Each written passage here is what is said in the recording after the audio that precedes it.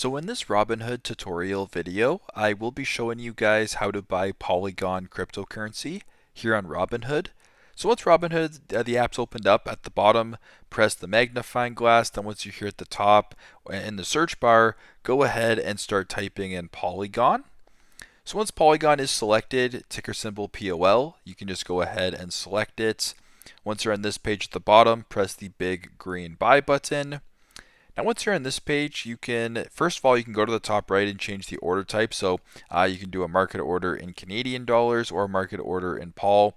I'll just go ahead and keep it in Canadian dollars, and you can type it however much you want. So if you wanted $4 worth, you type in 4 and then press review.